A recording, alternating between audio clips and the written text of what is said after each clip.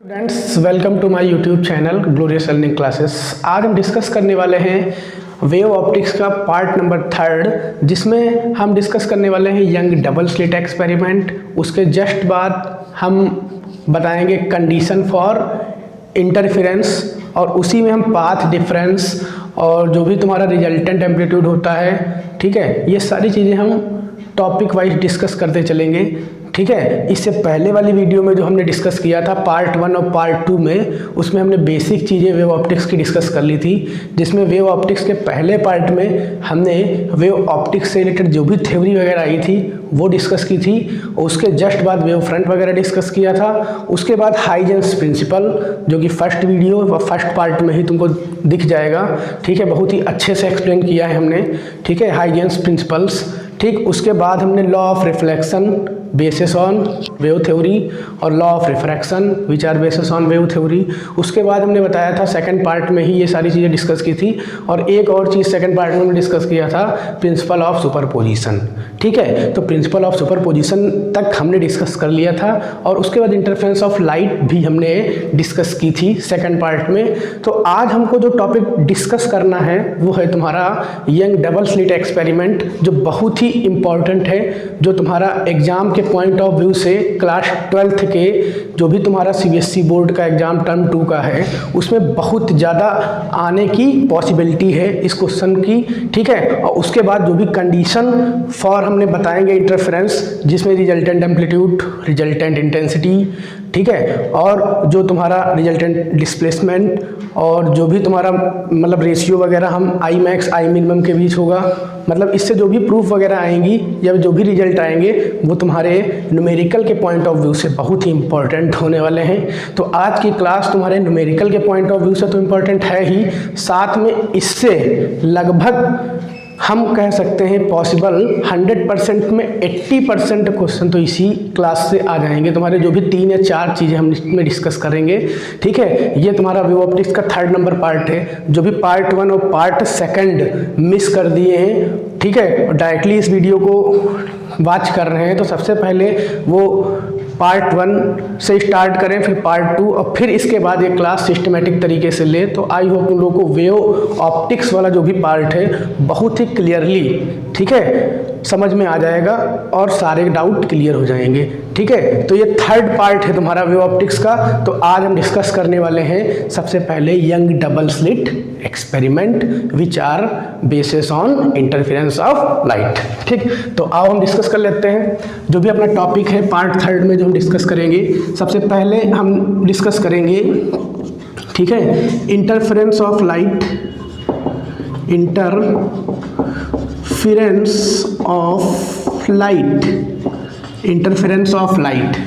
ठीक है, इसी थ्योरी को तुम्हारे साइंटिस्ट जो थे यंग, थॉमस यंग, ठीक है, तो इन्होंने इसी थ्योरी को यंग डबल स्लिट एक्सपेरिमेंट के नाम से फेमस है तुम्हारा ये। ठीक है, young double slit experiment, young double slit experiment. ठीक, तो हम ये आज डिस्कस करने वाले हैं।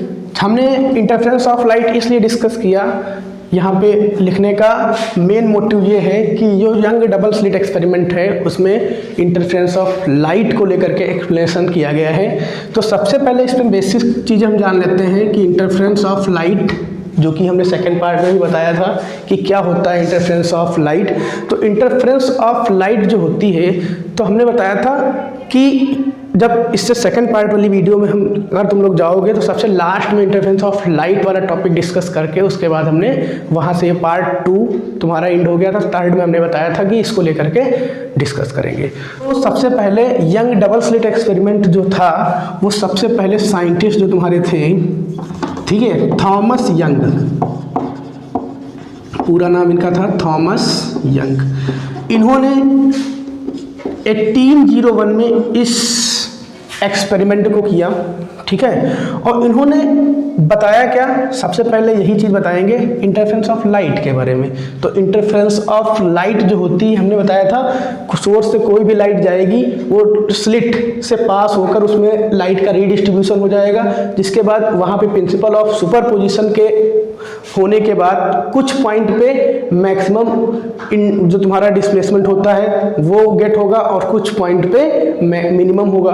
तो उसी को हम कह देते हैं इंटरफेरेंस ऑफ लाइट, मतलब मिक्सअप होने के बाद उसमें जो भी डिस्प्लेसमेंट होगा वो मिनिमम और मैक्सिमम फाइंड हो जाएगा, उसी को हम कह देते हैं इंटरफेरेंस ऑफ लाइट, ठीक। तो सबसे पहले थॉमस यंग 1801 में आए, इन्होंने बताया अगर हम क्या करें, यहाँ पे देखो सबसे पहले एक रफली फिगर हम माइंड में जनरेट कर लेते हैं, उसके बाद इसका हम ब्रीफली फिगर डिस्कस करेंगे। सबसे पहले यंग ने तुम्हारे क्या किया, सबसे पहले यहाँ पे इन्होंने ये सोर्स ऑफ लाइट लिया, सपोज ऐसे सपोज समझ सकते हैं, देखो यहाँ पे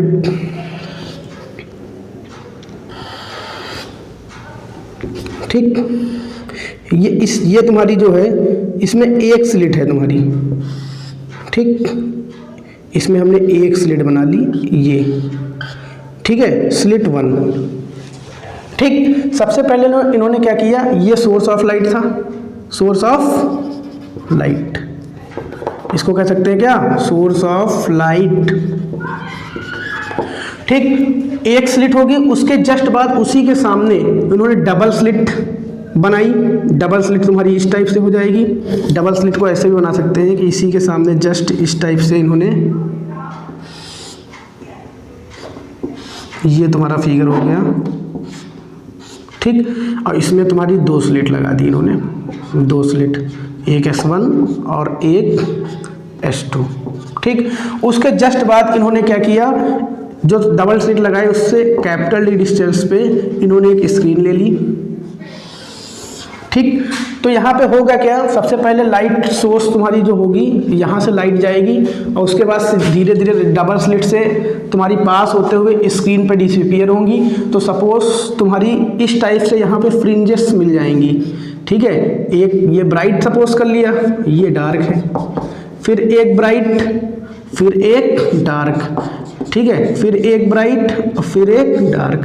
तो इस टाइप से फ्रिंजेस मिल जाएंगी, ब्राइट डार्क अल्टरनेट मिलेंगी तुम्हारी, बी डी बी डी, ठीक। तो इनका प्रोसेस यही था तुम्हारा, और इन दोनों स्लिट के बीच की डिस्टेंस जो थी वो स्मॉल डी थी, ठीक। ये सिंगल स्लिट है तुम्हारी, इसके बाद डबल स्लिट इन्होंने ली और उसके जस्ट बाद इन्होंने ये तुम्हारी जो है यहाँ पे स्क्रीन है, स्क्रीन पे ही तुम्हारी क्या मिलेंगी, फ्रिंजेस मिलेंगी, ठीक। तो फ्रिंजेस जो होंगी तुम्हारी, देखो दो bright consecutive two bright fringes के बीच जो भी डिस्टेंस होगी उसको हम फ्रिंज विड्थ कहेंगे और बीटा से डिनोट करेंगे, ठीक है। तो बीटा इक्वल टू क्या है, फ्रिंज विड्थ, ठीक है। फ्रिंज विड्थ होती क्या है, distance between two consecutive bright और डार्क फ्रिंज। उसके जस्ट बाद देखो यही तुम्हारा प्रोसेस था, इस टाइप से हमारे यंग जो डबल स्लिट एक्सपेरिमेंट में इस टाइप से फिगर सबसे पहले इन्होंने मतलब जो है सॉल्ट में इस टाइप से इन्होंने क्या किया, थिंक किया कि इस टाइप का फिगर तुम्हारा जनरेट होगा, लेकिन एक्चुअल में इस टाइप का फिगर नहीं होगा। एक्चुअल में जो हम डिस्कस करने वाले हैं ब्रीफली वो अब हम डिस्कस करेंगे। अब हम इसका एक्चुअल फिगर डिस्कस कर लेते हैं कि एक्चुअल तुम्हारे जो यंग डबल स्लिट एक्सपेरिमेंट में थॉमस यंग बताना चाह रहे थे, ठीक है, उन्होंने क्या बताया। तो सबसे पहले अब हम देख लेते हैं इसका एक्चुअल फिगर क्या होगा, ठीक है। सबसे पहले देखो हम क्या करेंगे, सबसे पहले एक सोर्स ऑफ लाइट होगा, सोर्स ऑफ लाइट। फिगर को बहुत ही अच्छे से समझना, ठीक है, क्योंकि जो भी फिगर तुम्हारा यहाँ पे जनरेट होगा उसी को देख के पूरी लैंग्वेज हमको जनरेट कर देना है, एक्सप्लेन कर देना है बस। अगर फिगर समझ में आ गया तो एक्सप्लेनेशन में कोई प्रॉब्लम नहीं होने वाली है। तो ये हो गया सोर्स ऑफ लाइट। सबसे पहले देखो होगा क्या, इन्होंने सिंगल स्लिट, ये तुम्हारी क्या है, सिंगल स्लिट S, ठीक। ये सिंगल स्लिट लिया जैसा कि अभी प्रोसीजर हमने बताया। उसके जस्ट बाद उसी में पैरेलल पोजीशन पे इन्होंने क्या किया, डबल स्लिट, ठीक है। एक स्लिट यहाँ से ऐसे बना दिया इतनी पोजीशन पे, दूसरी देखो यहाँ पे बना देंगे, ठीक। ये एक स्लिट हो गई S1 और एक यहाँ से यहाँ तक जो होगी, ठीक है। और इनकी डिस्टेंस बहुत ही मिनिमम होगी तुम्हारी, जो भी स्लिट के बीच की डिस्टेंस होगी ये, ठीक, ये स्लिट हो गई एक, और एक स्लिट, ये स्लिट का मतलब होल कह सकते हैं। तो एक ये स्लिट हो गई तुम्हारी, और एक ये, और उसके जस्ट बाद पहले फिगर ऐसे ही बना लेना, और उसके बाद ये स्क्रीन होती है तुम्हारी। ठीक, ये स्क्रीन हो जाएगी, इसको लिख देंगे क्या है, ये स्क्रीन, ये स्क्रीन हो गई। तो सबसे पहला काम तुम्हारे यंग ने क्या बताया कि जो भी source of light single slit से पास होगी तो सबसे पहले हाइजेंस प्रिंसिपल को ये फॉलो करेगी। सबसे पहला पॉइंट, जो भी सोर्स ऑफ लाइट तुम्हारी, सोर्स ऑफ लाइट से जो भी लाइट यहाँ पे फर्स्ट पे आएगी या सिंगल स्लिट पे जाएगी वो मोनोक्रोमेटिक होनी चाहिए। पहली बात तो ये, यहाँ पे जो जनरेशन होना चाहिए, ठीक है, कोहेरेंट सोर्स भी कह सकते हैं इसको हम, जो एस है तुम्हारा, इसी को कोहेरेंट सोर्स कह सकते हैं। कोहेरेंट सोर्स हमने इससे पहले डिस्कस किया था वीडियो में कि कोहेरेंट सोर्स के लिए कंडीशन ये है, कोहेरेंट सोर्स में यहाँ पे जो भी मोनोक्रोमेटिक लाइट होनी चाहिए। कैसी लाइट होनी चाहिए, मोनोक्रोमेटिक लाइट। ठीक, तो मोनोक्रोमेटिक लाइट होगी तभी तुम्हारा इसमें क्या होगा, हाइजेंस प्रिंसिपल फॉलो करेगा। तो हाइजेंस प्रिंसिपल क्या होता था, हाइजेंस प्रिंसिपल जैसा कि हमने पहली वीडियो में डिस्कस किया था कि पॉइंट साइज अगर सोर्स है तो वो क्या करेगा, स्फेरिकल वेवफ्रंट जनरेट करेगा। ठीक है, और ये पॉइंट साइज ही होता है। अभी हम बना दिए कि हाँ इसमें थोड़ा लेंथ, इसके बीच की डिस्टेंस जो होती है बहुत ही मिनिमम होनी चाहिए स्लिट के बीच। इसमें तो लग रहा है कि थोड़ी लेंथी है लेकिन इसकी डिस्टेंस बहुत ही स्मॉल होती है। अब ये पॉइंट साइज को हम तभी जनरेट कर सकते हैं अगर पॉइंट साइज है, तो इसका मतलब हमको ये पता चल गया इससे तुम्हारी स्फेरिकल वेवफ्रंट क्या हो सकती है, जनरेट हो सकती है। ठीक, तो ये स्लिट हो गई। यहाँ पे मान लो सपोज यहाँ पे तुमको बनाना कैसे है, एक कंपास लेना है, पेंसिल वगैरह लगा के बढ़िया आराम से अच्छे से आर्क टाइप से बना देना, बहुत ही अच्छा फिगर डायग्राम तुम्हारा जनरेट हो जाएगा। ठीक है, सबसे पहले यहाँ पे देखो दो ये स्लिट है तुम्हारी, ये जो स्लिट के बीच की पॉइंट है यहाँ पे तुमको रखना है क्या, कंपास। उसके बाद यहाँ से तुमको आर्क लगानी है। तो आर्क जो लगानी है, हमको पता है कि पॉइंट साइज सोर्स है तो स्फेरिकल जनरेट होगी तुम्हारी वेवफ्रंट, हाइजेंस प्रिंसिपल को फॉलो करेगी और फॉरवर्ड डायरेक्शन में होगी। तो फॉरवर्ड डायरेक्शन में अगर होगी तो इसका मतलब यहाँ पे पॉइंट रखेंगे और उसके बाद यहाँ से हम अल्टरनेट कॉन्जिक्यूटिव रेंज में क्या करेंगे, एक क्रस्ट एक ट्रफ्ट, एक क्रस्ट एक ट्रफ्ट के टाइप से हम आर्क लगाएंगे। सपोज कर लेंगे कि जो क्रस्ट वाली है तुम्हारी, दो चीजें होती हैं, जो क्रस्ट वाली होंगी उनको हम सॉलिड आर्क से डिनोट करेंगे इस टाइप से, और जो तुम्हारी कैसी होंगी, जो ट्रफ्ट वाली होंगी, ट्रफ्ट वाली जो होंगी तुम्हारी उसको हम इस टाइप से जनरेट करेंगे, डॉटेड आर्क से।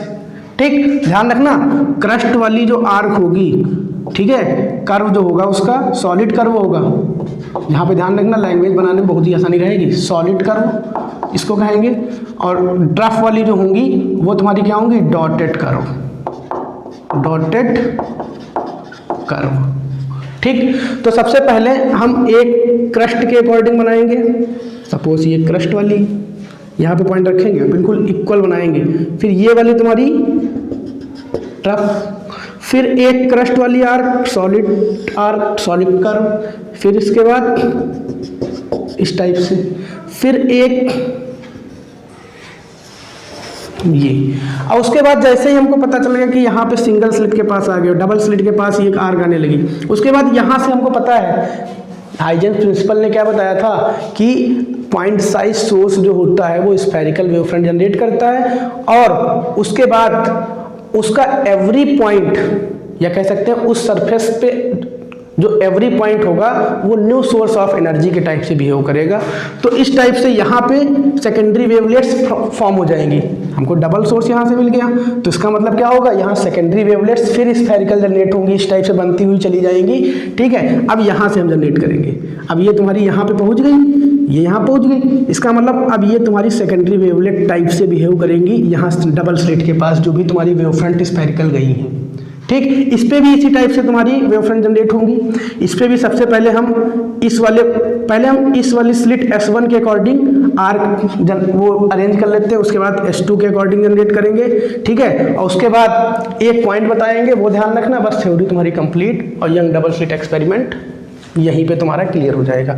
सबसे पहले S1 स्लिट के अकॉर्डिंग हम क्या करेंगे, वेव फ्रंट जनरेट करेंगे। सबसे पहले यहाँ पे पहुंची, ये सेकेंडरी वेवलेट टाइप से बिहेव करने लगी, तो इसका मतलब यहाँ पे फिर से again it is like a new source of energy is called secondary wavelets. इस टाइप से फिर से यहाँ पे वेव फ्रंट जनरेट हो जाएंगी स्फेरिकल। तो सबसे पहले हमने बना दिया ये, ठीक है, ये यहाँ पे पॉइंट रखना है, ये हो गई तुम्हारी क्रस्ट के अकॉर्डिंग, फिर ये हो गई ट्रफ के अकॉर्डिंग, फिर ये वाली, अब ये तुम्हारी क्या होगी, सॉलिड आर्क, ठीक है। और फिर इसी टाइप से थोड़ा बढ़ा लेते हैं, इस टाइप से ये ट्रफ के अकॉर्डिंग, फिर ये क्रस्ट के अकॉर्डिंग। क्रस्ट के अकॉर्डिंग हमको सॉलिड लेना है, डॉटेड नहीं।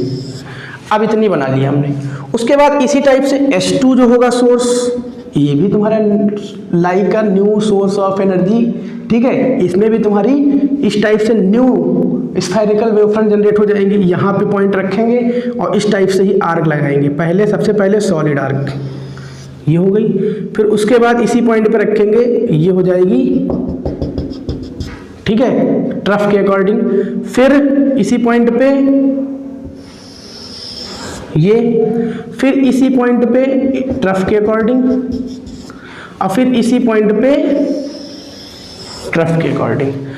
अब ध्यान रखना, इसमें हमने तो रफली बना दिया, क्योंकि हमारे पास यहाँ पे पॉइंट रखने के लिए कंपास इतना लेंथी तो नहीं है बोर्ड पे कि हम समझा पाएँ, लेकिन आई होप तुम लोग समझ गए होगे। इस पॉइंट पे रख के क्रस्ट ट्रफ बना देना है। उसके बाद ध्यान रखना, अगर क्रस्ट यहाँ पे ध्यान रखना, ये पॉइंट इंपॉर्टेंट है, क्रस्ट वाली सॉलिड आर्क जो कट करेंगी वो हमेशा ब्राइट फ्रिंज देंगी, ठीक है। और ट्रफ वाली होंगी, अगर ट्रफ वाली अगर हुई, वो भी क्या देंगी, ब्राइट फ्रिंज देंगी। ये पॉइंट ध्यान रखना, क्रस्ट है या ट्रफ है, तो वो हमेशा ब्राइट फ्रिंज देंगी। इतनी चीज ध्यान रखना, ये पॉइंट, ठीक है। अगर क्रस्ट ट्रफ्ट है या क्रस्ट है, तो इन दोनों से हमेशा डार्क फ्रिंज गेट होगी, या डार्क फ्रिंज हमें मिलेगी, फ्रिंजेस यहाँ से मिल जाएंगे, ठीक। तो पॉइंट ध्यान रखना, क्रस्ट है या ट्रफ है, तो उससे हमेशा ब्राइट फ्रिंज जनरेट होंगी। और क्रस्ट ट्रफ्ट हो गया, ट्रस्ट क्रफ हो गया तुम्हारा, दोनों चीज अगर इस टाइप से डिफरेंट वाली है, ठीक है, तो उससे जो तुम्हारी फॉर्म होंगी वो डार्क फ्रिंज फाइंड होंगी। तो हमने देखा, देखो यहाँ पे देखो, इस पॉइंट पे देखो, यहाँ पे अगर हम देखा जाए इस पॉइंट के अकॉर्डिंग, तो हमको यहाँ पे देखो एक फ्रिंज मिली, और वो किससे बनी है, ये भी तुम्हारी और ये वाली भी तुम्हारी, ठीक है, डॉटेड वाली है, डॉटेड हो, या फिर कह सकते हैं सॉलिड कर्व हो, तो इनसे जो बनेगी वहाँ पे हमेशा ब्राइट फ्रिंज मिलेंगी। तो यहाँ पे एक ब्राइट फ्रिंज ये मिल गई, ठीक है। तो इन दोनों से यहाँ पे देखो ऐसे लाइन बना देंगे, और यहाँ पे लिख देंगे क्या है, ये ब्राइट फ्रिंज है, ठीक है, ब्राइट फ्रिंज। और ब्राइट फ्रिंज है तो इसका मतलब इसका ऐसे डायग्राम बना देना, ब्राइट है, ठीक है। यहाँ पे हमको ब्राइट मिली फ्रिंज। और उसके बाद देखना, देखो यहाँ पे क्रस्ट ट्रफ अगर डिफरेंट वाली कट कर रही हैं तो उससे हमेशा डार्क फ्रिंज मिलेगी, ठीक है। तो यहाँ पे देखो तुमको मिल जाएंगी, ये वाली डार्क वाली थी, ये वाली तुम्हारी डॉटेड थी, और ये डार्क वाली थी, ये वाली और ये वाली देखो डिफरेंट है, ये वाली देखो डिफरेंट। तो इससे जो तुम्हारी फ्रिंज मिलेगी, ये कैसी मिलेगी, डार्क फ्रिंज मिलेगी, ठीक है। यहाँ तो हम दो ही दिखा दिए, उसमें तुमको सारी पॉइंट वाइज सारे क्लियर हो जाएंगे इस टाइप से, ठीक है। ये वाली कैसी है, ये डार्क फ्रिंज है, डार्क फ्रिंज, ठीक है।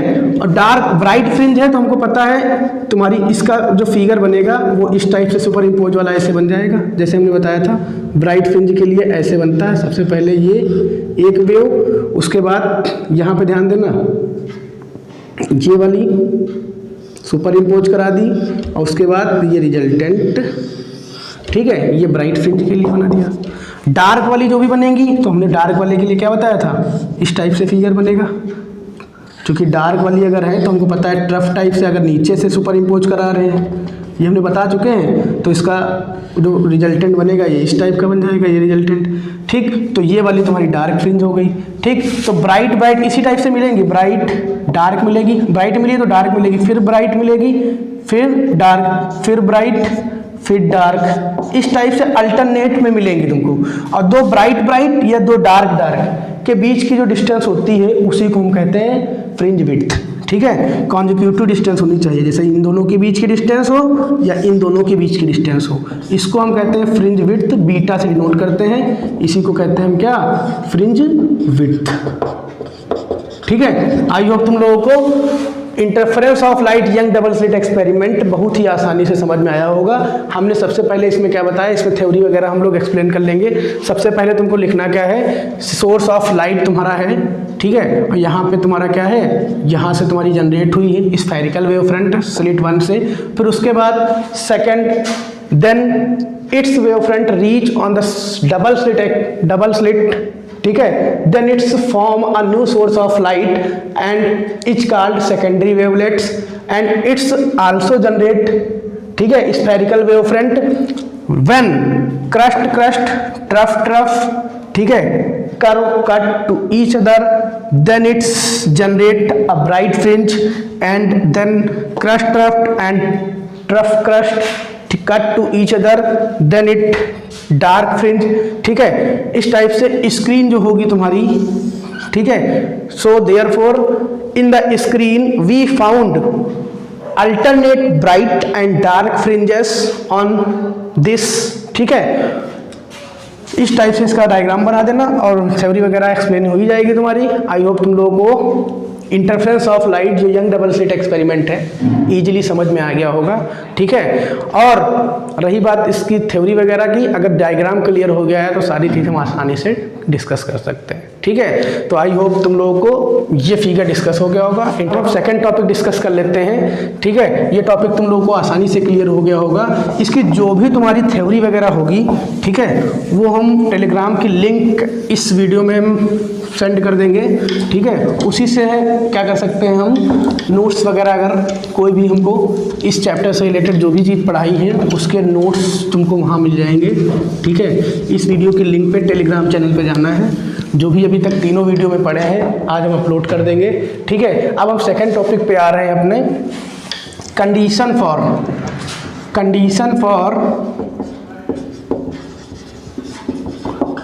फॉर इंटरफेरेंस ऑफ लाइट,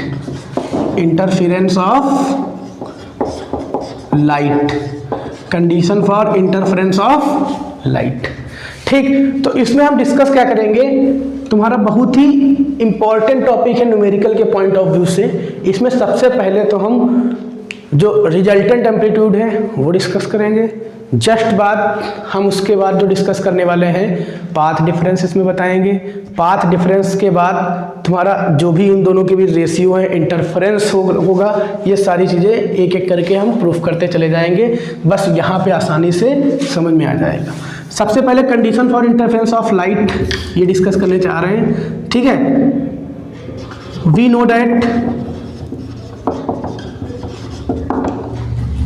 ठीक है, जब हमने बताया था कंस्ट्रक्टिव और डिस्ट्रक्टिव इंटरफेरेंस इस टाइप से था तुम्हारा। सपोज कर लिया था ये y1 है, ठीक, और इम्पोज एक की थी वेव, ये हमने सपोज कर ली थी, और उसके बाद यहाँ से रिजल्टेंट आ गई थी। तो y1 y2 या super position, principle of super position जो हमने बताया था, y = y1 + y2 बताया था, तो इसी के अकॉर्डिंग हम प्रूफ करेंगे, ठीक है। We know that y = y1 + y2, और ये कहाँ से आया है, by the principle of superposition. ये चीज़ हम डिस्कस कर चुके हैं, प्रिंसिपल ऑफ सुपरपोजिशन। तो देखो इसमें हम क्या डिस्कस करेंगे, सबसे पहले लेट कर लेंगे। हमको पता है कोई भी वेव जो होती है वो हार्मोनिक मोशन में होती है। अगर हार्मोनिक मोशन है तो फर्स्ट ईयर में तुम लोग पढ़ा होगा, तो डिस्प्लेसमेंट का जो इसका फॉर्मूला होता है y = a sin ωt। I hope कुछ लोग जानते होंगे, ये तुम्हारी हार्मोनिक मोशन की इक्वेशन होती थी। डिस्प्लेसमेंट y होता था डिस्प्लेसमेंट, a एम्पलीट्यूड, और ओमेगा तुम्हारा क्या होता है, एंगुलर वेलोसिटी टाइम, ठीक है, टाइम पीरियड।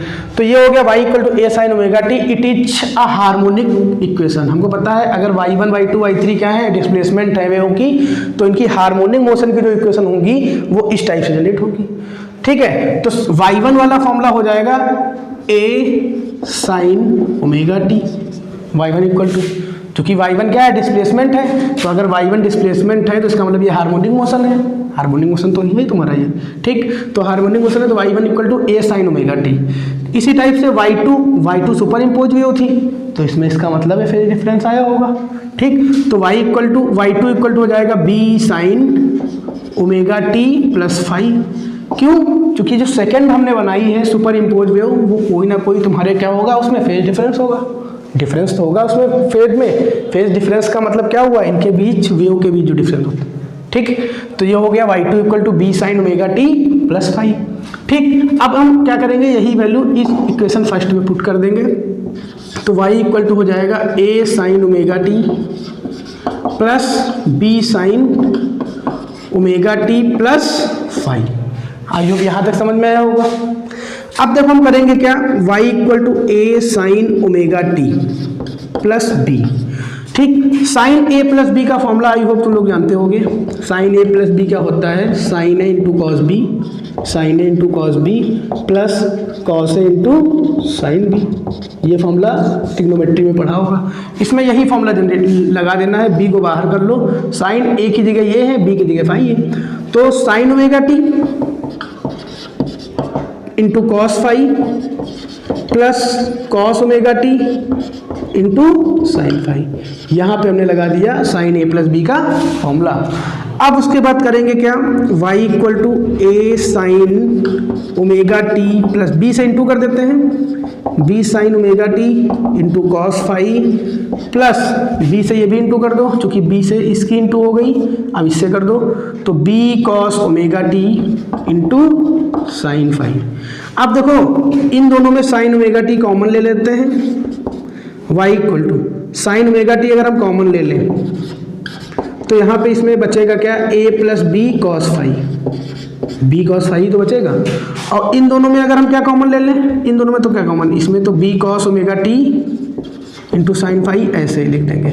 आई होप यहाँ तक समझ में आ गया होगा, ठीक। अब हम a प्लस बी जो कॉस फाइव है, a plus b cos five जो होगा उसको लेट कर लेंगे r कॉस थीटा, लेट कर रहे हैं हम इस पूरी वैल्यू को, a plus b cos five को r कॉस थीटा, और जो b साइन फाइव है यहाँ पे, b साइन फाइव जो होगा उसको लेट कर लेंगे r साइन थीटा, ठीक। अब देखो क्या करेंगे, यही वैल्यू तुम्हारी क्या करेंगे, इसमें हम पुट कर देंगे, तो ये हो जाएगा y equal to sine omega t और a plus b cos five की जगह r कॉस थीटा रखना है, तो into r cos theta plus b sine five की जगह r साइन थीटा रखना है, तो कॉस ओमेगा टी तो ऐसे ही रहेगा इंटू r साइन थीटा। दोनों में अगर हम r कॉमन ले लें, दिख रहा है, y equal to r common ले लें अगर, तो आ जाएगा क्या, साइन ओमेगा टी, ठीक है, into cos theta plus cos omega t into sine theta. आई होप यहाँ तक क्लियर हुआ होगा। अब फिर से ये वही फॉर्मूला बन गया, sign A cos B cos A sine B, तो यहाँ पे हम फिर से यहाँ पे इसकी जगह पे क्या लिख सकते हैं, यहाँ पे देखो हो जाएगा y इक्वल टू आर, ठीक, sign omega T cos theta, ये फॉर्मूला हमने बताया तुमको, साइन ए प्लस बी का है, तो sine omega t plus theta, ठीक, ये तुम्हारा जनरेट हो जाएगा, ठीक। अब यहाँ पे जो R है इसको कहेंगे हम रिजल्टेंट एम्पलीट्यूड है, ये क्या है, रिजल्टेंट एम्पलीट्यूड, ठीक। आई होप यहाँ तक क्लियर हो गया होगा, ठीक है। तो अब हम डिस्कस करेंगे क्या, for resultant amplitude, for resultant amplitude. अगर रिजल्टेंट एम्पलीट्यूड हमको निकालना है तो हम करेंगे क्या, ठीक है, जो तुम्हारी ये हमने जो लेट किया था, इसको लेट कर लिया इक्वेशन 2, इसको लेट कर लिया इक्वेशन नंबर 3, तो इक्वेशन सेकंड और थर्ड का अगर हम स्क्वायर करके एडिशन कर दें, ठीक है, लिख देंगे equation second square plus third square, add करके अगर जोड़ दें तो देखो क्या हो जाएगा, a plus b cos phi, तो इस तरफ हो जाएगा a plus b cos phi का होल स्क्वायर, ठीक, प्लस b साइन फाई का होल स्क्वायर। LHS का LHS से स्क्वायर होता है, RHS का RHS से, b साइन फाई का होल स्क्वायर। देखो यहाँ पे हो जाएगा plus b sine phi whole square equal to, यहाँ पे देखो क्या हो जाएगा, रिजल्ट तुम्हारा क्या आया था, r square cos square theta plus r square sine square theta, ये हो जाएगा। अब हम इसको रब कर देते हैं थोड़ा, जिससे क्लियर तुम्हारा कॉन्सेप्ट सारा हो जाए। आई होप यहाँ तक तुम लोगों को डिस्कस हो गया होगा, ठीक। अब हम निकाल रहे हैं फॉर रिजल्टेंट एम्पलीट्यूड के लिए।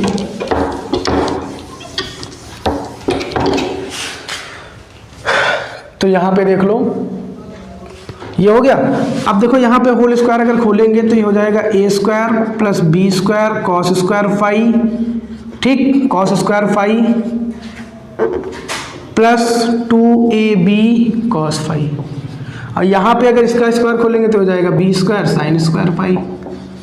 और इन दोनों में अगर हम आर स्क्वायर कॉमन ले लें तो हो जाएगा cos sine square theta plus cos square theta, यही तो आएगा। तो यहाँ पे देखो अब इन दोनों में फिर से हम बी स्क्वायर कॉमन ले सकते हैं, तो इसको ऐसे ही लिखो a square plus B square, अब इन दोनों में कॉमन ले लिया बी स्क्वायर, तो हो जाएगा cos square phi plus sine square phi. और ये 2ab जो कॉस फाई है, 2ab कॉस फाई ऐसे लिख लो। और ये आर स्क्वायर इंटू 1, हमको पता है sine square phi plus cos square phi equal to 1, या फिर ये वैल्यू 1 होती, यहाँ भी 1 हो जाएगी वैल्यू ये। तो a स्क्वायर ये हो जाएगा b स्क्वायर प्लस 2ab, ठीक है, cos phi equal to r square, ठीक। तो अगर हम r निकाल लें रिजल्टेंट एम्पलीट्यूड तो ये हो जाएगा r equal to under root लग जाएगा a square plus b square plus 2ab cos phi, ठीक है, यही होता है रिजल्टेंट एम्पलीट्यूड। अब रिजल्टेंट एम्पलीट्यूड हमने जो फाइंड किया उसका रिजल्ट जो ये तुम्हारा आया है ये भी इंपॉर्टेंट है, और इससे जो दो केस बनने वाले हैं फॉर मैक्सिमम और फॉर मिनिमम के लिए वो भी इंपॉर्टेंट केस है तुम्हारा। तो r इक्वल टू जो आया है इसमें दो केस बनेंगे। केस फर्स्ट जो इससे बनेगा for maximum amplitude, for maximum amplitude. और मैक्सिमम वाली जो कंडीशन होती है उसी को हम कहते हैं कंस्ट्रक्टिव इंटरफेरेंस, कंस्ट्रक्टिव इंटरफेरेंस, ठीक। तो जो तुम्हारा मेन फॉर्मूला जो आया है r equal to under root a square plus b square plus 2ab cos phi, तो मैक्सिमम एम्पलीट्यूड के लिए कॉस फाई की वैल्यू मैक्सिमम कितनी होती है 1, ठीक, और मिनिमम कितनी होती है, मिनिमम होती है कितनी, मिनिमम होती है -1। तो cos phi equal to 1, cos phi equal to 1 किस पे मिलेगा, कॉस में वैल्यू 1 किसकी होती है, 0 की होती है, ठीक, क्योंकि साइन में जो 90 की वैल्यू होती है वही तो कॉस में 0 की होती है। तो कॉस फाई इक्वल टू 1, इसका मतलब जो फाई की वैल्यू होगी वो क्या क्या हो सकती है, पहली बात तो 0 पे मिलेगा, उसके बाद 2 पाई पे, उसके बाद 4 पाई पे, इस टाइप से सो ऑन। या हम कह सकते हैं जो इवन नंबर पे जो भी कॉस की वैल्यू होती है वो 1 मिलती है। ये चीज़ ध्यान रखना, इवन नंबर जो होंगे तुम्हारे कॉस के साथ, कॉस में अगर हमको मैक्सिमम वैल्यू निकालना है तो कॉस में जो 1 वैल्यू आती है वो इवन नंबर में आती है तुम्हारी, ठीक है। और ऑड नंबर के लिए तुम्हारी क्या होती है, ऑड नंबर में -1 आती है, ठीक। इसमें 0 2 पाई इस टाइप से चलता है, इसमें 1 3 5 इस टाइप से चलेगा, ठीक। तो फाई इक्वल टू 0 2 पाई 4 पाई, ठीक। यह लिख सकते हैं फाई इक्वल टू 2n पाई, ये वैल्यू तुम्हारी होती है फॉर मैक्सिमम या कंस्ट्रक्टिव इंटरफेरेंस के लिए। तो हम यहाँ पे अगर हम 0 भी वैल्यू ले लेंगे तब भी कॉस फाई 1, तो पूरा देखो यहाँ से फॉर्मूला क्या मिल जाएगा, आर मैक्स लिख दे रहे हैं तुम्हारा, ठीक, क्योंकि मैक्स वाला केस चल रहा है। तो आर मैक्स इक्वल टू हो जाएगा under root a square plus b square plus 2ab into 1, चूँकि कॉस फाई इक्वल टू 1 किस पे मिलेगा, 0 2 पाई 4 पाई सो ऑन या 2n पाई। तो r मैक्सिमम जो तुम्हारा मिला वो कितना हो जाएगा, इसको लिख सकते हैं a प्लस बी का होल स्क्वायर, और अंडर रूट है स्क्वायर भी है तो ये बाहर आ जाएगा सीधे सीधे, तो a प्लस बी। तो ध्यान रखना ये फॉर्मूला ये बहुत इंपॉर्टेंट है न्यूमेरिकल के पॉइंट ऑफ व्यू से, a प्लस बी एम्पलीट्यूड का जो सम होता है वही r मैक्स होता है। अब इसका जो केस सेकंड आएगा जस्ट इसका अपोजिट होगा, केस सेकंड ये किसके लिए होगा, for minimum amplitude, for minimum amplitude, या कह सकते हैं इसी को कहते हैं डिस्ट्रक्टिव इंटरफेरेंस के लिए। ठीक, तो इसमें क्या होगा, cos फाई की वैल्यू हमको क्या लेनी पड़ेगी, cos फाई की वैल्यू -1, और -1 वैल्यू cos में किसकी होती है, cos में -1 वैल्यू जो होती है वो किसकी होती है, पाई की। ठीक, cos पाई की वैल्यू अगर हम निकालेंगे तो -1 आएगी, निकाल के देखना 90 + 90 करके। तो cos पाई की वैल्यू -1 होती है, तो देखो फाई की वैल्यू पाई पे तो होगा ही, अगर यहाँ पे पाई ले लें, यहाँ पे फाई की जगह पाई ले लें मतलब 180, और 3 पाई ले लें, 5 पाई ले लें, so on infinite. Odd number अगर ले लें हम तो फाई मतलब ऑड नंबर के लिए हम रिप्रेजेंटेशन क्या होता है, 2n - 1, 2 से 1 कम, ऑड ही तो मिलेगा, 2 - 1 1, तो 2n - 1 पाई, ये होता है तुम्हारा इसके लिए स्टैंडर्ड फाई की वैल्यू। तो इसमें अगर हम रखेंगे तो आर मिनिमम लिख देंगे, तो आर मिनिमम इक्वल टू यहाँ पे हो जाएगा अंडर रूट में a² + b², यहाँ पे +2ab और इंटू -1 लिखे दे रहे हैं, +2ab इंटू -1, मतलब ये तुम्हारा हो जाएगा अंडर रूट में a - b का होल स्क्वायर, या लिख सकते हैं r minimum equal to a - b। ठीक है, मिनिमम एम्पलीट्यूड जो होता है वो a - b होता है। आई होप तुम लोगों को जो हमने बताया कैलकुलेशन रिजल्टेंट ऑफ एम्पलीट्यूड, जो आर मैक्सिमम तुम्हारा रिजल्ट आया a + b, r minimum a - b, बहुत ही अच्छे से समझ में आ गया होगा। अब हम डिस्कस करेंगे, इसी में डिस्कस करने वाले हैं इंटेंसिटी जो होती है तुम्हारी आई। ठीक, वो कैसे कैलकुलेट करेंगे हम, यहाँ पे 1 मिनट देख लेते हैं। हम इंटेंसिटी आई से डिनोट करते हैं। अब इसी में फॉर इंटेंसिटी सब एक ही से कनेक्ट है, अब लिख देंगे इसी का पार्ट फॉर इंटेंसिटी। इंटेंसिटी की कैलकुलेशन क्या करेंगे, इंटेंसिटी जो भी होगी तुम्हारी, ठीक, आई इसका मतलब वो हमेशा always proportional to amplitude square, I proportional to amplitude square. ठीक, या फिर लिख सकते हैं आई इक्वल टू KA², मतलब इंटेंसिटी होती क्या है, intensity is always directly proportional to square of amplitude. ठीक, तो I equal to K² constant आ गया। ठीक, इसी टाइप से हम सपोज कर लें, अगर जैसे मान लो जो तुम्हारा A है उसके I1 इंटेंसिटी है, जैसे मान लो 2 होंगी, y इक्वल टू तुम्हारी A है, y1 इक्वल टू और y2 equal to B amplitude था, तो A है तो इसकी इंटेंसिटी I1 होगी, इसकी इंटेंसिटी I2 होगी। तो इसी टाइप से अगर I2 निकाल लें तो हो जाएगा KB²। ठीक, यहाँ तक आई होप तुम लोगों को समझ में आ गया होगा। रिजल्टेंट एम्पलीट्यूड जो आई है वो directly proportional to R resultant amplitude है। ठीक है, तो ये हो जाएगा I equal to KR²। I hope यहाँ तक समझ में आ गया होगा। ठीक, अब हमको फॉर्मूला जो हम प्रूफ करके लाए थे, फॉर्मूला जो हम प्रूफ करके लाए हैं अभी एम्पलीट्यूड वाला, वो तुम्हारा फॉर्मूला यही तो था, R equal to under root, ठीक है, यहाँ पे देखो A² + B² plus 2AB cos phi. ठीक, तो अगर हम यहाँ से A² की वैल्यू निकालें तो I1/K आ जाएगा, यहाँ से A² की वैल्यू निकालें तो I1/K, यहाँ से B² की वैल्यू निकालें अगर यहाँ से तो I2/K हो जाएगा। ठीक, अगर यहाँ से R² की वैल्यू निकालें, ठीक, या कहते हैं अगर हम R की वैल्यू निकालें तो क्या हो जाएगी तुम्हारी I/K। ठीक, तो यहाँ पे ध्यान देना। ठीक, तो R जो था तुम्हारा यहाँ पे हो जाएगा, R की जगह पे अंडर रूट I/K लिखे दे रहे हैं, तो I/K यहाँ पे वैल्यू पुट किए दे रहे हैं I1/K plus I2/K plus 2 under root I1/K into I2/K under root में cos फाई। ये वैल्यू पुट कर दी हमने यहीं से, क्योंकि हमको पता है I1 directly proportional to amplitude square. ठीक, तो यहाँ से देखो अब R की जगह पे भी हम अगर पुट कर दें यहाँ पे अंडर रूट I/K, या फिर अगर अंडर रूट ना लगाएं हम तो यहाँ पे I/K लिख सकते हैं।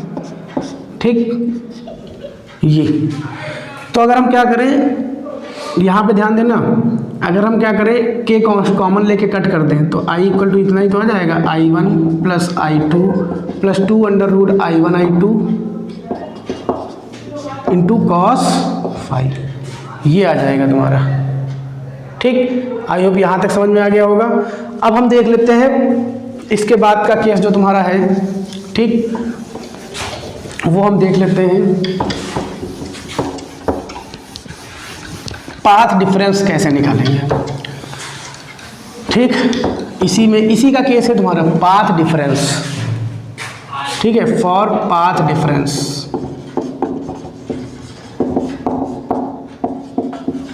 For path difference. Path difference को डिनोट किससे करेंगे? एक्स से।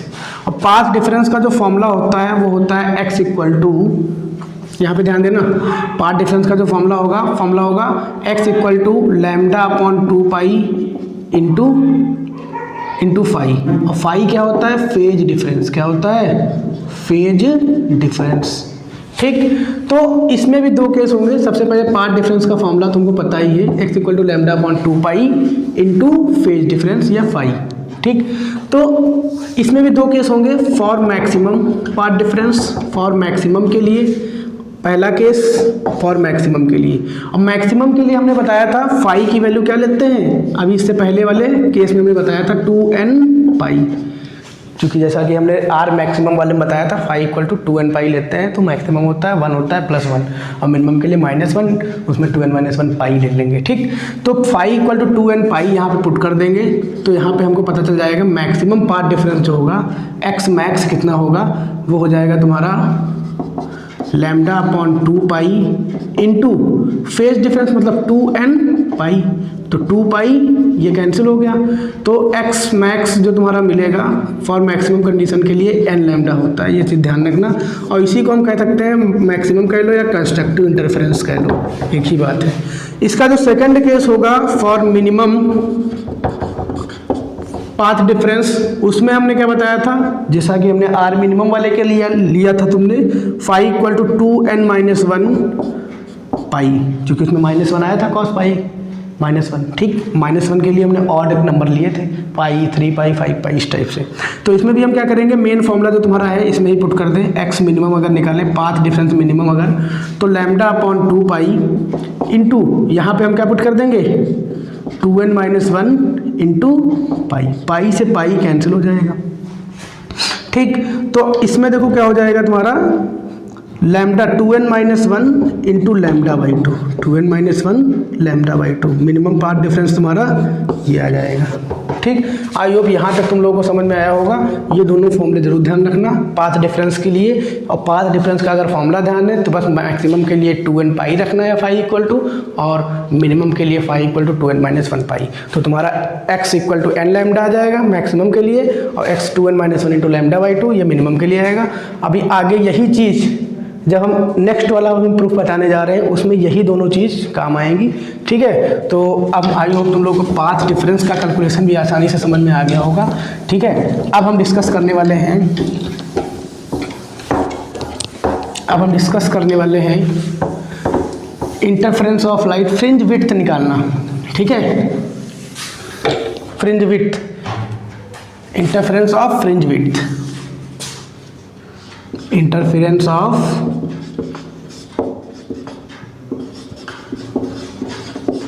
Fringe width.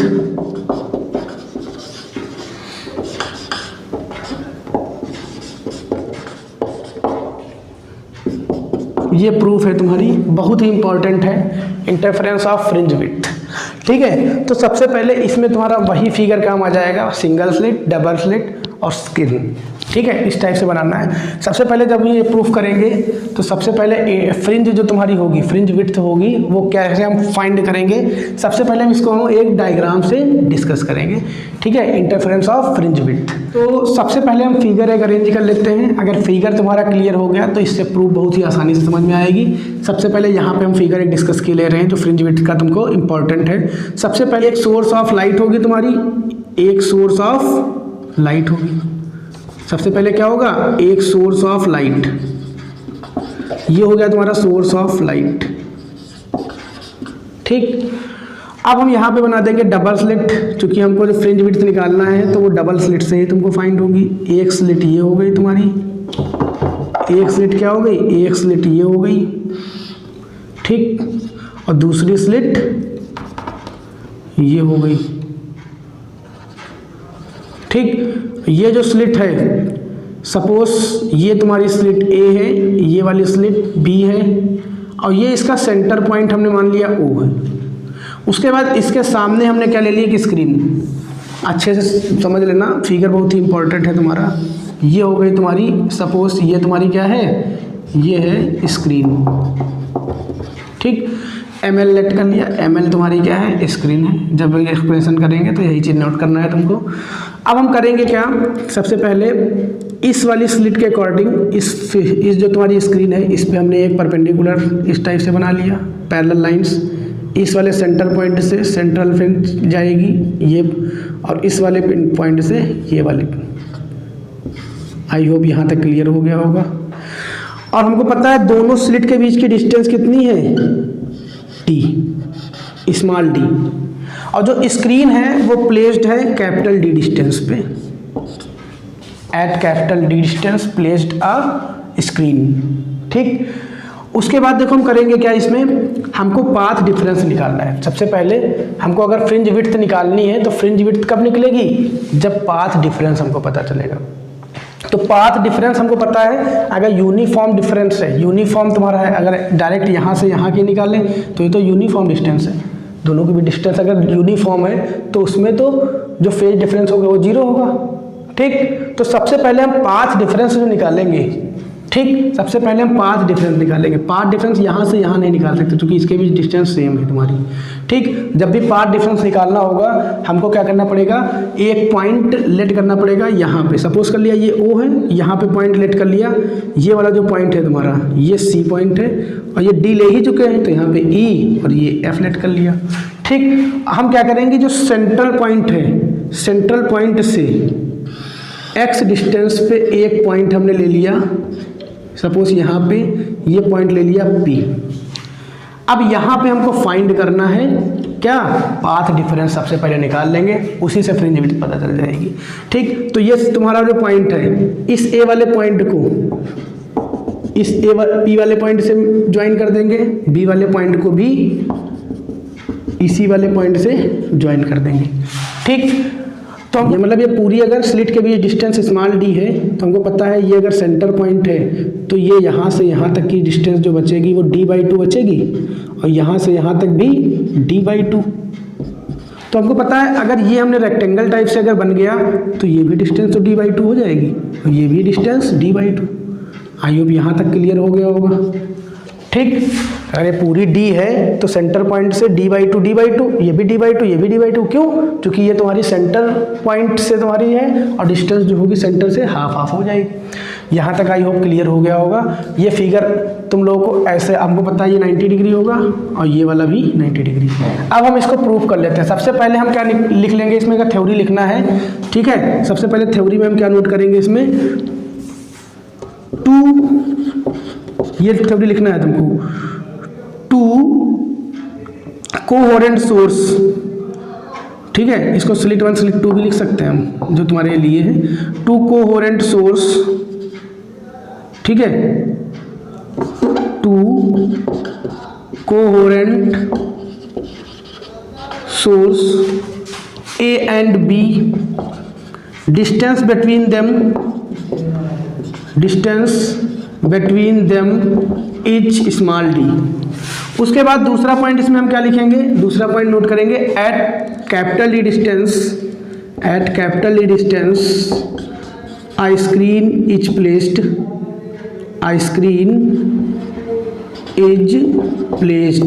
या लिख दे screen is placed at capital D distance. उसके बाद क्या नोट करेंगे हम कि सेंटर पॉइंट से x डिस्टेंस पे एक पॉइंट P है। ठीक है, लिखेंगे from centre point a point P is situated where we find path difference. अब पाथ डिफरेंस सबसे पहले निकाल लेंगे, प्रूफ इसकी देख लो। सबसे पहले निकालेंगे हम पाथ डिफरेंस।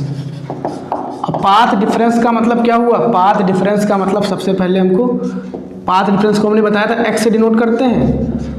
इसका मतलब अब देखो पाथ डिफरेंस का मतलब क्या हुआ, यहाँ से यहाँ तक की डिस्टेंस जो होगी minus A P, B P minus A P लिख सकते हैं, B P minus A P. अब बीपी और एपी निकाल लें और यहीं पे पुट कर दें, बस तुम्हारा पाथ डिफरेंस यहाँ से पता चल जाएगा। फिर फ्रिंज विड्थ वगैरह डिस्कस कर लेंगे। तो सबसे पहले हम क्या करेंगे, बीपी निकालेंगे। अब बीपी निकालना है, अगर हमको ये डिस्टेंस निकालना है तो अगर हम ये वाला एक ट्राइंगल ले लें बी पी एफ, तो लिख लेंगे in triangle B P F, in triangle B P F. हमको पता है अगर ये राइट एंगल ट्राइंगल है तो इसमें पाइथागोरस थ्योरम लग सकती है, और पाइथागोरस थ्योरम लग गई तो B P square equal to P F square plus B F square. ठीक, तो लिख देंगे इसमें पाइथागोरस, तुम्हारा राइट एंगल ट्राइंगल है ना ये, ठीक, तो राइट एंगल है तो इसमें पाइथागोरस लग जाएगी, B P square equal to P F square plus F B square, F B square. ठीक, बी पी स्क्वायर तो निकालना ही है, पी एफ को हम क्या लिख सकते हैं, हमको पता है पी एफ जो तुम्हारी है डिस्टेंस, इसको हम ये लिख सकते हैं, इस सेंटर पॉइंट तक तो x पता है, और उसके बाद यहाँ तक दो पॉइंट में अगर तोड़ के लिख दे इसको, ठीक है, पी एफ को तोड़ के लिख दे P C plus C F, P C plus C F का होल स्क्वायर, और एफ बी का मतलब ये तो इसकी इनकी डिस्टेंस थी तुम्हारी डी, कैपिटल डी स्क्वायर। ठीक, या इसी को लिख सकते हैं, देखो ऐसे लिख सकते हैं B P square equal to P C को हम क्या लिख सकते हैं, पी सी को लिख सकते हैं एक्स, चूँकि हमने तो इसको एक्स सेलेक्ट किया है, ठीक है, x डिस्टेंस पे है तो x प्लस, और ये d बाई टू है तो x plus d by two का whole square plus d square. और bp अगर निकालें तो अंडर रूट में लिख दें अगर हम, d square plus x plus d by two का होल स्क्वायर, ऐसे लिख सकते हैं। ठीक, अब अगर हम क्या करें bp स्क्वायर, अब इसको हम अगर पावर टाइप से लिख लें तो d स्क्वायर प्लस कैपिटल बना लो x plus D by two square whole power 1/2, under root का मतलब पावर हाफ। अब अगर हम डी स्क्वायर कॉमन ले लें, क्योंकि हमको इसमें बाइनोमियल थ्योरम अभी यूज करनी पड़ेगी, डी स्क्वायर कॉमन ले लिया तो 1 plus x plus D by two पूरे का whole square upon D square, ये हो जाएगा। आई होप यहाँ तक समझ में आ गया होगा। अब हम यहाँ पे यूज कर देंगे क्या, using binomial theorem, using binomial theorem. अब बहु लोग बाइनोमियल थ्योरम नहीं जानते होंगे, ये तुम्हारा फर्स्ट ईयर का टॉपिक है। अगर 1 प्लस एक्स की पावर n है तो 1 प्लस एन एक्स होता है फॉर्मूला, तभी तो हमने यहाँ 1 बनाया, तभी डी स्क्वायर कॉमन ले लिया हमने। तो यहाँ पे हो जाएगा डी स्क्वायर 1 प्लस 1/2, अब n की जगह 1/2 है तो 1/2 x plus D by two का whole square upon D square. I hope यहाँ तक तुम लोगों को क्लियर हो गया होगा। ये बीपी की वैल्यू निकल आई इतनी, ठीक, आई होप यहाँ तक क्लियर हो गया होगा। जिस टाइप से हमने बीपी निकाला है उसी टाइप से हम एपी निकालेंगे। क्या निकालेंगे, एपी। अब एपी निकालना है तो हम इसका केवल रिजल्ट लिखे दे रहे हैं, ठीक, बीपी का रिजल्ट इतना लिखे दे रहे हैं, हम एपी अब इसी टाइप से सेम प्रोसेस से निकालेंगे, और फिर बीपी माइनस एपी की वैल्यू इसमें पुट कर देंगे। अब हम पहले तो लिया बीपी एफ वाला ट्राइंगल तो हमको बीपी मिल गया इस टाइप से, पूरा सेम प्रोसेस। अब हमको एपी निकालना है तो एपी के लिए हमको ये पूरा ट्राइंगल लेना पड़ेगा, एपीई वाला, ठीक। तो इस ट्राइंगल में आ रहे हैं, इतना आई होप तुम लोगों को क्लियर हो गया होगा, ठीक है। तो हम क्या करेंगे, इसी में तुम लोगों को बता के पूरा सॉल्यूशन बता देते हैं। और पाथ डिफरेंस में ही हम क्या करेंगे, वैल्यू पुट कर देंगे। जो तुम्हारा पाथ डिफरेंस ये होता है बीपी माइनस एपी, यहाँ पे लिखे दे रहे, इसी में दोनों की वैल्यू पुट कर देंगे, ठीक। तो अब हम निकालते हैं क्या, एपी की वैल्यू। तो एपी की अगर निकालना है तो हमको इन ट्राइंगल किस में लेना पड़ेगा, एपीई में, एपीई में, ठीक। ये भी राइट एंगल ट्राइंगल है तो AP square equal to PE square, AP square equal to PE square plus E A square, E A square. तो अगर ये बताओ ये अगर डी है तो ये भी तो डी होगी, तो इसी टाइप से इसमें भी हम फिर करेंगे A P square equal to PE को हम ब्रेक कर लेंगे। पीई को हम ऐसे लिख सकते हैं क्योंकि हमको हमेशा डिस्टेंस सेंटर पॉइंट से निकालनी होती, ठीक। तो सेंटर पॉइंट से निकालनी है तो सेंटर से पी की डिस्टेंस एक्स है तो एक्स माइनस ये लिख सकते हैं। तो इसको हम अगर ऐसे लिख लें, पी को अगर हम ऐसे लिख लें पी सी माइनस ई सी, तो हमको यही तो मिल जाएगी, पी सी माइनस ई सी घटा दे तो पी आ जाएगी। तो पी को हम ब्रेक करके लिख रहे हैं P C minus E C, PC minus EC whole square plus EA square, मतलब EA मतलब D ही है, D स्क्वायर। तो AP इक्वल टू क्या हो जाएगी, अंडर रूट में, अब D स्क्वायर पहले लिख लो, प्लस PC की वैल्यू देखो क्या है, BCX माइनस D/2, और EC देखो क्या है, D/2 whole square. I hope यहाँ तक समझ में। इसमें भी पहले हम D स्क्वायर कॉमन लेंगे और इसकी पूरी power 1 plus x minus D/2, same process वही है, होल पावर 1/2। आई होप यहाँ तक क्लियर हुआ होगा AP के लिए। अब देखो क्या करेंगे हम, D स्क्वायर, इसमें बाइनोमियल थ्योरम फिर यही यूज कर रहे हैं, 1 प्लस एक्स की whole power n 1 plus nx, तो 1 प्लस 1/2 एक्स माइनस D/2, ठीक है। यहाँ पे D स्क्वायर अपॉन में लिख देना, अपॉन D स्क्वायर, ठीक, की होल पावर 1/2। बस जितना आंसर आया था यहाँ पे माइनस हो गया है बस, और कोई तो डिफेक्ट है नहीं। आई होप यहाँ तक क्लियर हो गया होगा, ठीक। अब हम करेंगे क्या, ये जो AP की वैल्यू आई है तुम्हारी और ये जो BP की वैल्यू थी, यही दोनों वैल्यू इसमें पुट कर देंगे, बस तुम्हारा पाथ डिफरेंस पता चल जाएगा कि पाथ डिफरेंस जो तुम्हारा है वो कितना है, ठीक। तो अब हम ये दोनों वैल्यू उठा के कहाँ पुट करेंगे, यहाँ पे, ठीक। इस वाले रिजल्ट में इतना रब कर देते हैं हम।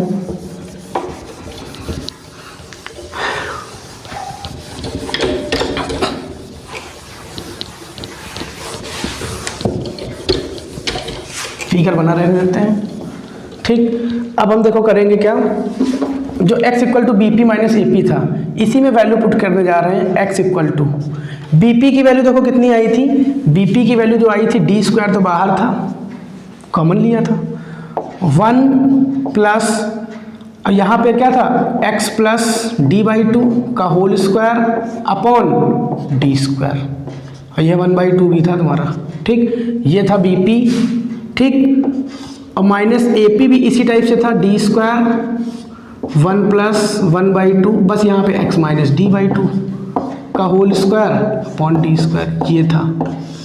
यहाँ तक आई होप दोनों की वैल्यू पुट किया है जो तुम्हारी आई थी AP और BP की। अब हम देखो इन दोनों में क्या करेंगे, D स्क्वायर कॉमन ले लेंगे पहले।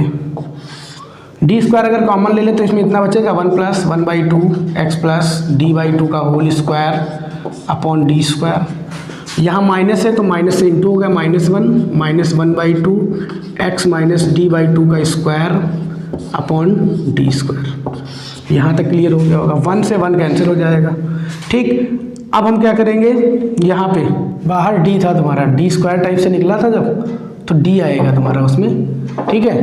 यहाँ पे D आएगा, ध्यान देना, क्योंकि जो रिजल्ट आया था तुम्हारा वो D तुम्हारा बाहर था, क्योंकि जब अंडर रूट से बाहर D स्क्वायर कॉमन लेके आएंगे तो D ही तो बचेगा, ठीक। तो रिजल्ट हमने ध्यान नहीं दिया, रब कर दिया है, D आएगा यहाँ पे, और D जो आएगा D, और उसके बाद 1/D स्क्वायर कॉमन ले ले दोनों में, 1/2D स्क्वायर कॉमन ले ले, ठीक। तो क्या हो जाएगा, x प्लस D/2 का square minus x minus D/2 का स्क्वायर, ठीक। D से D कट गया, 1/2D, यहाँ पे फॉर्मूला लग जाएगा, x square plus D square by 4 plus यहाँ पे 2x D/2 माइनस, ठीक। और जब फॉर्मूला लगाएंगे तो ये दोनों माइनस ही की हो जाएंगे, x square plus D square by 4, ठीक। ये तुम्हारा हो गया, तुम्हारा ये दोनों माइनस के हो जाएंगे क्योंकि माइनस लगा है, और ये माइनस माइनस प्लस हो जाएगा क्योंकि माइनस के according minus minus plus direct कर रहे हैं हम, 2x D/2। तो ये दोनों कैंसिल हो गए, बचेंगे ये दोनों, तो XD 2XD, ठीक, XD 2XD, तो 1/2D इंटू x 2XD, 2 से 2 कैंसिल, आंसर आ जाएगा XD बाई कैपिटल D, ये आ जाएगा तुम्हारा पाथ डिफरेंस जो भी तुम्हारा होगा, path difference equal to XD अपॉन D। आई होप यहाँ तक क्लियर हो गया होगा। अब हम डिस्कस करने वाले हैं इसमें कि तुम्हारा जो पाथ डिफरेंस आया है, मैक्सिमम और मिनिमम के जो केस जो आएंगे उससे हम पता कर लेते हैं कि क्या आएगा। तो आई होप तुम लोगों को बहुत ही आसानी से समझ में आया होगा। जो पाथ डिफरेंस का जो रिजल्ट आया है वो XD अपॉन कैपिटल D, जो कि अभी हमने प्रूफ करके बताया। पाथ डिफरेंस को P से डिनोट करते हैं, तो P equal to XD by capital D। तो सबसे पहले देखो इसमें 2 केस आएंगे। केस फर्स्ट यहाँ पे बता देते हैं हम। केस फर्स्ट जो होगा for bright fringe, for bright fringes, और एक हो जाएगा क्या केस सेकंड, वो हो जाएगा फॉर डार्क फ्रिंज। तो पहले हम फॉर ब्राइट फ्रिंज के लिए डिस्कस कर लेते हैं। डार्क जो ब्राइट फ्रिंज जो थी तुम्हारी, उसमें जो तुम्हारा पाथ डिफरेंस आया था, जो इससे पहले हमने प्रूव किया था, ठीक है, पाथ डिफरेंस जो तुम्हारा आया था P equal to n lambda आया था। आई होप तुम लोगों को याद होगा जब हमने पाथ डिफरेंस निकाला था, ठीक है, वहाँ तो हमने x से डिनोट किया था, वैसे सिंपली इसको P से ही डिनोट कर सकते हैं, x से भी डिनोट कर सकते हैं, ठीक। तो यहाँ पे P equal to n lambda होता है, ठीक। तो P से भी डिनोट कर सकते हैं, x से भी, क्योंकि यहाँ x आ गया तो इसको हम P से रिप्रेजेंट किए ले रहे हैं, कोई दिक्कत नहीं है उसमें। तो P equal to n lambda, ठीक। तो हमने एक्चुअल में जो पाथ डिफरेंस निकाला है वो क्या है, P equal to x d by capital D, ठीक। तो अगर ये वैल्यू यहाँ पे हम पुट कर दें तो x d upon capital D equal to n lambda, ये तुम्हारी फॉर मैक्सिमम के लिए होती है, फॉर मैक्सिमम के लिए जो पाथ डिफरेंस आता था वो यही तो आता था, फॉर मैक्सिमम कंडीशन के लिए, या फिर कह सकते हैं कंस्ट्रक्टिव इंटरफेरेंस के लिए, ठीक। तो यहाँ से देखो, यहाँ से x की वैल्यू अगर हम निकालें तो क्या हो जाएगी, n D lambda upon small d, D ऊपर चला जाएगा, n D lambda upon small d. अगर एक्स एन एंथ तुम्हारी अगर क्या है नंबर ऑफ फ्रिंजेस हैं, तो अगर मतलब एन इक्वल टू अगर हम 1 रखें यहाँ पे, तो एक्स 1 इक्वल टू हो जाएगा D lambda by small d, ठीक। तो यहाँ पे जो तुमको मिलेगी इसी को कहेंगे हम फर्स्ट या सेंट्रल ब्राइट फ्रिंज, इसी को कहते हैं हम क्या, सेंट्रल ब्राइट फ्रिंज, यहाँ से गेट होंगी, ठीक। अब अगर n इक्वल टू 2 रख दें तो x2 equal to 2 D lambda upon small d, ठीक है। तो तुम्हारी हो जाएगी 2 D lambda upon small d. तो यहाँ पे फर्स्ट ब्राइट फ्रिंज ये मिलेगी, फर्स्ट ब्राइट फ्रिंज। इसी टाइप से n इक्वल टू 3 रख दें, ठीक, क्योंकि हमको तो पता ही है एन लैम्डा अपॉन ये, अगर यहाँ पे वैल्यू पुट किया था तो यहाँ से हमको क्या कहते हैं एक्स एन की जो वैल्यू आएगी, x की वैल्यू जो निकालेंगे हम यहाँ से, तो n D lambda upon small d, n की वैल्यू मतलब 0 1 2 3 जो भी रखेंगे, ठीक। तो यहाँ पे हो जाएगी थर्ड अगर निकालेंगे तो x3 equal to 3 D lambda upon small d, यहाँ पे सेकंड, ठीक है। यहाँ पे फर्स्ट मिली थी n इक्वल टू 1 2 सेकंड, यहाँ पे सेकंड, इस टाइप से मिलती चली जाएंगी तुम्हारी। और n अगर हैं तो तुम्हारी इस टाइप से n D lambda by small d, ये मिल जाएगी nth ब्राइट फ्रिंज। अब आते हैं डार्क फ्रिंज के लिए, ये होता है डिस्ट्रक्टिव वाला केस, डिस्ट्रक्टिव इंटरफेरेंस, या फिर कह सकते हैं मिनिमम पाथ डिफरेंस के लिए। और मिनिमम पाथ डिफरेंस के लिए हमने पाथ डिफरेंस जो होता था वो होता था 2n-1 into lambda by 2, I hope याद होगा तुमको। अब यही वैल्यू अगर पाथ डिफरेंस की हम यहाँ पे रख दें p equal to x d by d में, तो 2n-1 into lambda by 2 equal to x d by d. तो यहाँ से x की वैल्यू अगर निकालें तो देखो क्या हो जाएगी, 2n-1 into lambda by 2 into capital D upon small d, ये हो जाएगा। तो nth के लिए है तो यहाँ पे n लिख देंगे, मतलब nth डार्क फ्रिंज के लिए ये तुम्हारा रिजल्ट आएगा, और इसमें nth ब्राइट फ्रिंज के लिए ये रिजल्ट आएगा, ये ध्यान रखना रिजल्ट। अब इसी में अगर हम n इक्वल टू क्या रखें, 1 रखें, तो 2-1 lambda by 2 into D small D, तब ये तुम्हारी मिल जाएगी फर्स्ट डार्क फ्रिंज, या इसी को कह सकते हैं हम क्या, central dark fringe, central dark fringe. इसी टाइप से n इक्वल टू 2 रखेंगे तो x2 इक्वल टू क्या आ जाएगा, 3 lambda by 2 D upon small d. इसी टाइप से जैसे फर्स्ट हो जाएगी dark fringe, n equal to 3 रखेंगे तो x3 इक्वल टू हो जाएगी 5 lambda by 2 D upon small d. इस टाइप से nth रखेंगे जब n इक्वल टू n, तो nth जो डार्क फ्रिंज मिलेगी वो तुम्हारी जो आई थी 2n-1 into lambda by 2 into D by small d, ये nth के लिए मिल जाएगी। आई होप यहाँ तक क्लियर हो गया होगा। ठीक, इस टाइप से तुम्हारी ब्राइट फ्रिंजेस मिलती चली जाएंगी फॉर मैक्सिमम या ब्राइट फ्रिंज या कंस्ट्रक्टिव के लिए x n equal to n D lambda by 2, 1 रखेंगे तो सेंट्रल ब्राइट फ्रिंज, और इस टाइप से D lambda by D, 2 D lambda by D, 3 D lambda by D, इस टाइप से nth के लिए N D lambda by D आ जाएगा। और डार्क फ्रिंजेस में तुम्हारी p equal to 2n-1 lambda by 2 के अकॉर्डिंग जो हमने निकाला, तो nth डार्क फ्रिंज की फॉर्मूला हो जाएगा 2n-1 lambda by 2 d upon small d। ठीक, तो फर्स्ट पे जो मिलेगी वो सेंट्रल डार्क होगी। इस टाइप से आई होप तुम लोगों को जो फ्रिंज विड्थ जो होती क्या है, हमने बताया था successive distance between 2 dark and bright fringes के बीच की जो डिस्टेंस होगी, सक्सीसिव डिस्टेंस बिटवीन सक्सीसिव, या फिर कह सकते हैं अल्टरनेट, या फिर कह सकते हैं क्या consecutive distance, consecutive distance between 2 bright and dark fringes, distance between 2 consecutive, ठीक है, bright and dark fringes is called fringe width. ठीक, आई होप तुम लोगों को फ्रिंज विड्थ बहुत ही आसानी से समझ में आई होगी। इसके जो भी केस वगैरह है, इसका जो भी प्रूफ है जो हमने लाए थे, path difference p equal to x d upon capital D, और इसके जो दो केस तुम्हारे आए फॉर मैक्सिमम के लिए और फॉर मिनिमम फ्रिंजेस के लिए, जो तुम्हारा फॉर्मूला आया x n equal to n D lambda by d और 2n-1 lambda by 2 capital D small d equal to x n, ये बहुत ही आसानी से समझ में आया होगा। इससे बेस पे तुम्हारे न्यूमेरिकल बहुत ही इंपॉर्टेंट है जो तुम्हारे बनेंगे। ठीक है, तो इस टाइप से तुम्हारा जो यहाँ पे इंटरफेरेंस वाला पार्ट है यहाँ तक तुम्हारा कंप्लीट हो गया है। इसके जस्ट बाद तुम्हारा जो टॉपिक आने वाला है डिफ्रैक्शन। अब तुमको पढ़ना क्या है, डिफ्रैक्शन ऑफ लाइट। तो डिफ्रैक्शन ऑफ लाइट का जो तुम्हारा बचा है पोर्शन और उससे रिलेटेड जो भी तुम्हारी चीज़ें हैं वो हम 4th वीडियो में तुम्हारा पूरा complete wave optics 4th video में तुम्हारी कंप्लीट हो जाएगी।